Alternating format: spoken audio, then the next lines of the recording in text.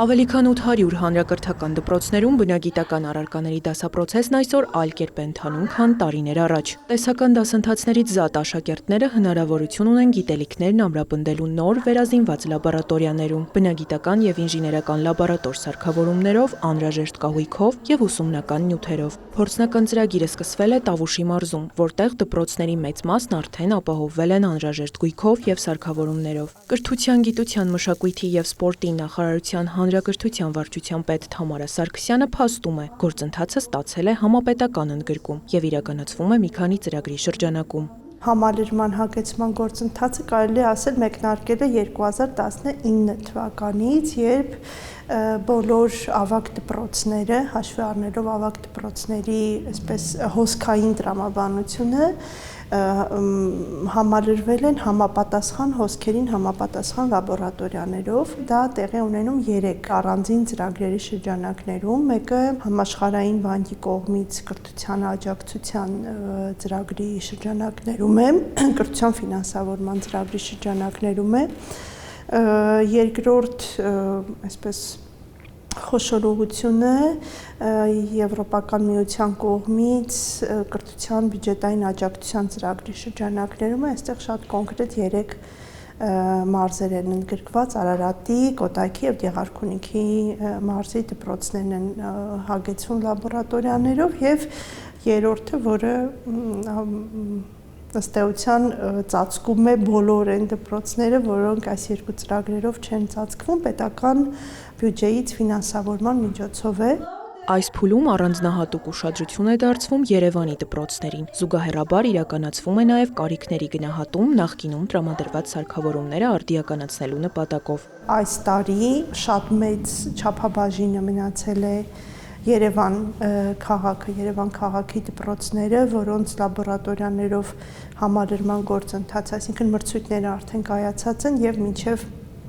հունիսի վերջ նախատեսվում է, որ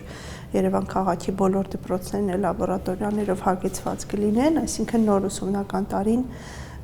բոլոր դպրոցները արդեն համալրված ենթակառուցվածք ունենան այս առումով։ Լաբորատորիաների արդյունավետ օգտագործման և սարքավորումների լիարժեք կիրառման նպատակով իրականացվում են նաև ուսուցիչների վերապատրաստման ծրագրեր։ Բացի այդ, կան նաև 100-ից ավելի բնագիտական, տեխնոլոգիական, ճարտարագիտական, մաթեմատիկական ոլորտի մասնագիտացված տեսանյութեր, որոնք նույնպես նպաստում են ուսուցչի վերապատրաստման գործընթացի արդյունավետությանը։ Ցավոք սրտի մենք ունենք դպրոցներ, որտեղ աշխատում են ուսուցիչներ, որոնք երբևէ զինված լաբորատորիայում չեն աշխատել։ Սա նշանակում է, որ և ուսուցչի և աշակերտի համար սա նոր միջավայր է, ընդ որում, որպեսզի մենք վստահ լինենք, որ սարքավորումները օգտագործվում են և ուսուցիչները գիտեն ինչպես այդ աշխատանքը անել, զուգահեռաբար և վերապատրաստումներ են իրականացվում և համապատասխան մեթոդական ձեռնարկներ և տեսանյութեր կան ստեղծված,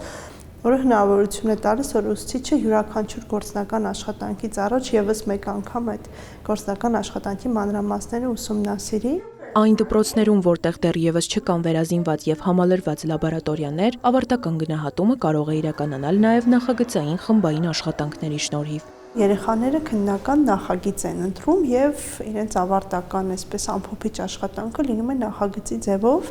եթե նույնիսկ այս դեպքում ենթադրվում է, որ ինչ-որ գործնական աշխատանք պետք է իրականացնեն, բոլոր դպրոցները կցված են ավագ մենթոր դպրոցների, իրենք կարող են այդ փորձնական աշխատանքները այդ դպրոցներում իրականացնել։ Ներկայացվող նախագծային աշխատանքը կարող է լինել միաժամանակ մեկ կամ մի քանի բնագիտական առարկաների շրջանակում։ Այս նախագծային աշխատանքում մենք որոշել ենք ինտեգրել 2 առարկա՝ քիմիա և կենսաբանություն։ Կենսաբանության առարկայի շրջանակներում մենք որոշել ենք պատրաստել սրտի մակետ, իսկ քիմիա առարկայի շրջանակներում մենք որոշել ենք ուսումնասիրել քիմիայի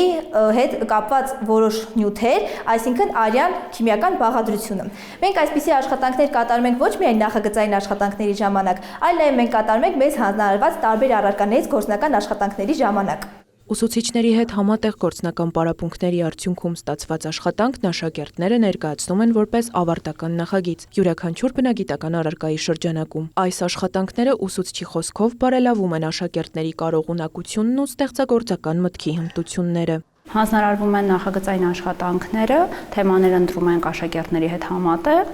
ու